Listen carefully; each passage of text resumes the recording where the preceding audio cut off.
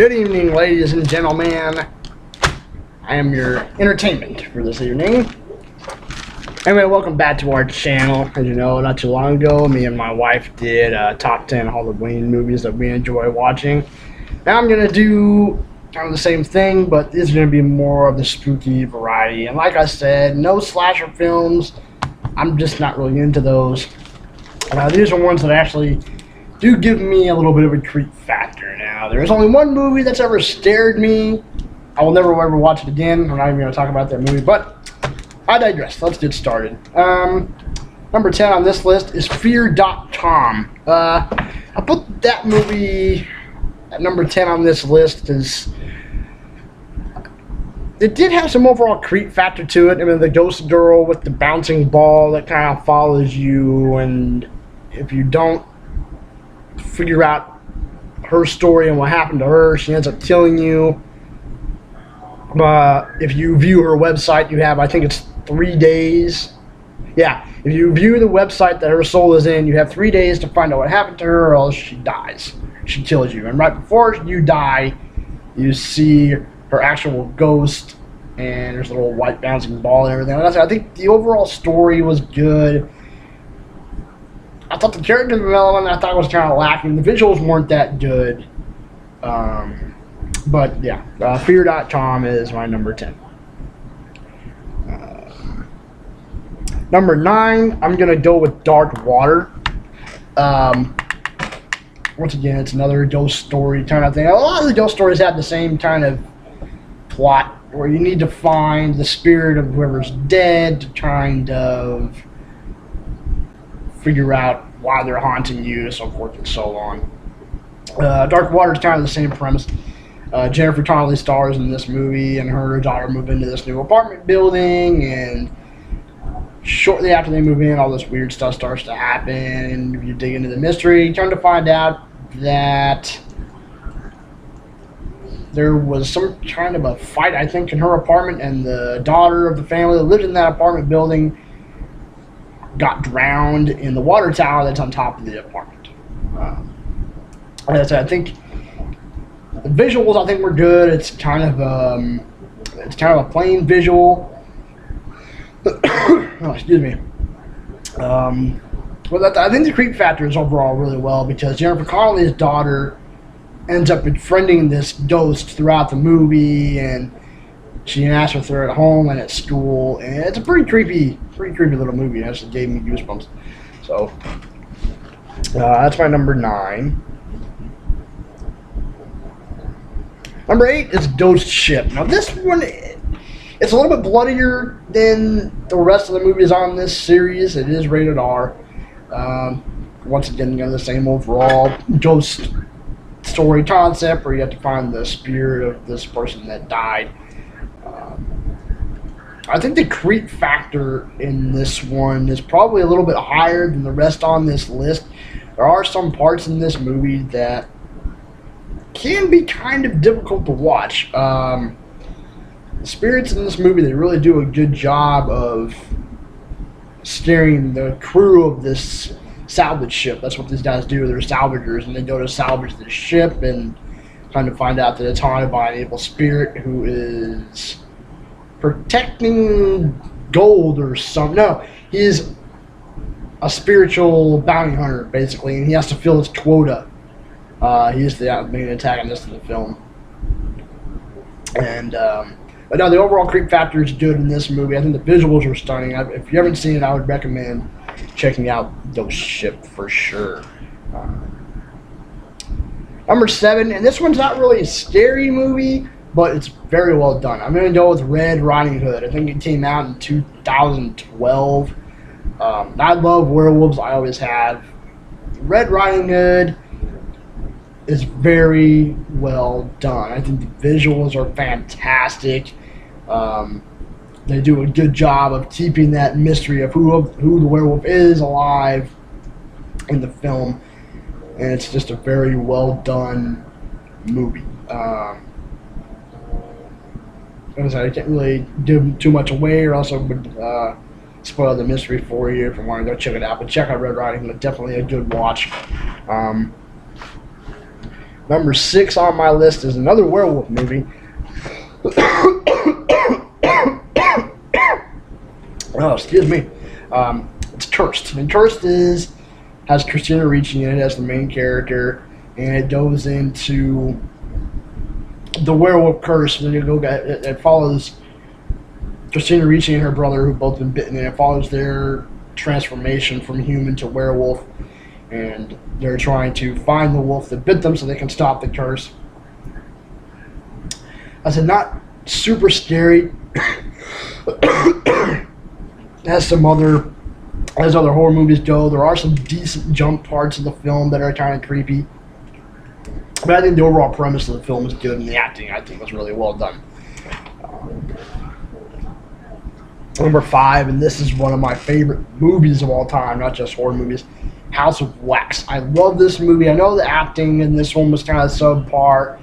You know, Paris Hilton was one of the main characters, and her character was kind of dumb.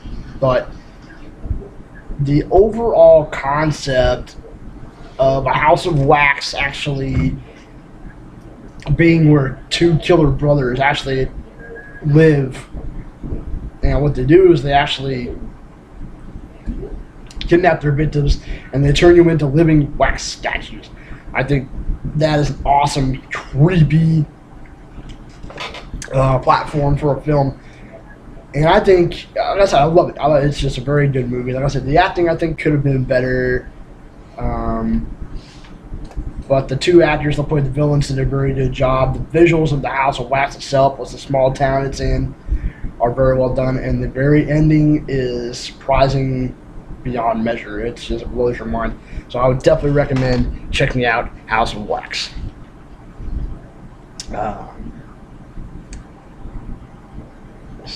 Number 4 on my list is Gothica. This movie with Halle Berry. When I first started this movie was coming out, I didn't think it would be that creepy. I didn't really see Halle Berry as being able to act in that kind of a film.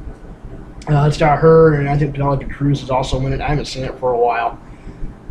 But I loved it. Once again, it's another one of those ghost stories where you have to find the killer or the victim, yada yada. But the way that the ghost kind of takes you on her journey in this, it's a little bit more, how do I put this? It's kind of more violent, I guess, in a way, the way she takes you on her journey. And I think Halle Berry and Penelope Cruz really act very well in this movie. I think Robert Downey Jr. is also in it, if I remember correctly. Very, very, very good movie. It's an awesome film. Like I said, it's a little bit more kind of in your face, a little more violent, I think, than some of the other ghost movies in this film, but very well done. I love it. I want to find it again to add to our collection. All right, we're coming down to the final 3 here. Number 3, and this is going to be a shout out to my brother and his lovely wife. I saw this 3rd one when I was 16 years old. Silver Bullet. Silver Bullet is probably my favorite werewolf movie of all time. It's based off of a Stephen King novel. It's got Gary Busey in it as the uncle. It's just a very, very good movie. I love it. I could watch it year round. It does have some pretty creepy parts, like the part where they're hunting in the forest. There's part of that part's kind of creepy, and of course the whole transformation scene